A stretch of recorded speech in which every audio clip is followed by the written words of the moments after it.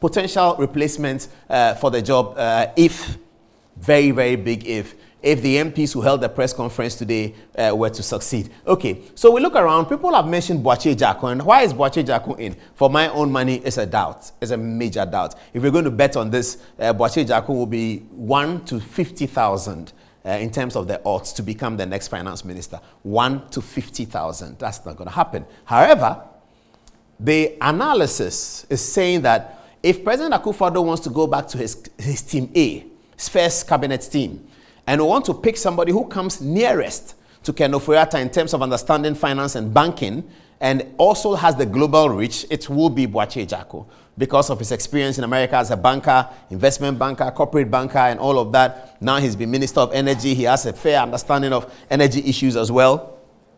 So if you want somebody to steer the ship at this stage, there's IMF negotiations going on. He studied in America, worked in America, so he's very familiar with all of those things. If you really want somebody who can steer the ship at this stage, and President wants to go back to his first cabinet, Boache Jacko is the one. I put, in terms of money, 1 to 50,000 for Boache Jacko to become the next finance minister. But let's move on. Mark Osei-Sibe is being talked up by the bookmakers as the most likely person to replace Ken Ofori Atta because the revolt against Ken Ofori Atta is coming out of Parliament. Mark Osei-Sibe, who is no longer in Parliament, by the way, but who for the first term of the government was the chairman of the Finance Committee in Parliament, is much loved by members of Parliament on both sides of the divide. He is also thought to be a pure economist. And people distinguish between the skill set that African countries need at the Ministry of Finance. They think is more economics than finance. It's more economics than banking. It's more economics really than investment banking. So people talk of him as a pure economist.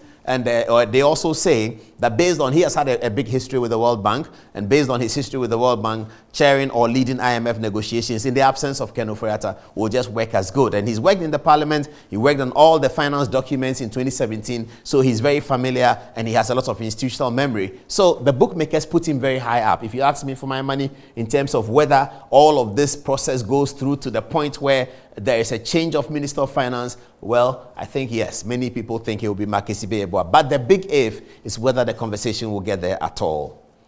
Okay, here is Mr. Bernard Mensa, who is also, well, an sort of outlier, sort of dark horse, perhaps most likely, perhaps because he's not interested in leaving his big international job now as a vice president of one of those big firms, and he controls Asia and Europe and all that. Bernard Mensa, however, in terms of genes, is the son of B.A. Mensa, and is the brother of Herbert Mensa, the famous Kotoko chairman. So Bernard Mensa, in terms of genetic connection to Ghana, has a lot. His father is B.A. Mensa, the industrialist. He knows about revolutions. He knows about everything. He comes to Ghana often. He's in close contact with all the important people in Ghana all the time.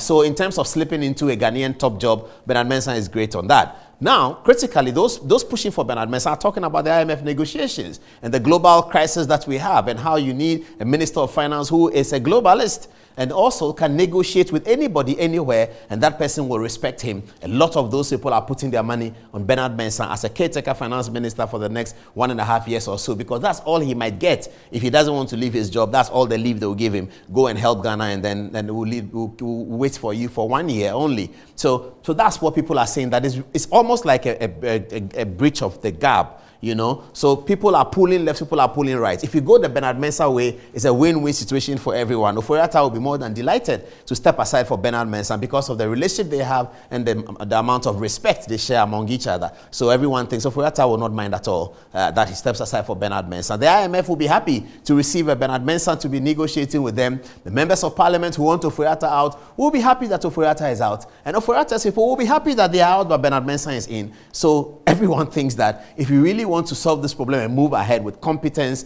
and eloquence, Bernard Mensa is the one that you go for. Those of you who are watching who don't know who he is, Google Bernard Mensa right now and see what you find. Okay, let's move on. Who else do we have? We have Professor John Baffour. And Professor Jan Baffour is also thought to be a peer economist. Now, those who are talking about Jan Baffour are basing it on his work with the Akufo administration as a Deputy Minister of Finance. He showed sterling qualities, and Ban Redu always used to praise him. Professor Jan Baffour's expertise is monetary policy and that kind of thing. So people are thinking that with the kind of situation you have right now, it is Professor Jan Baffour that you need.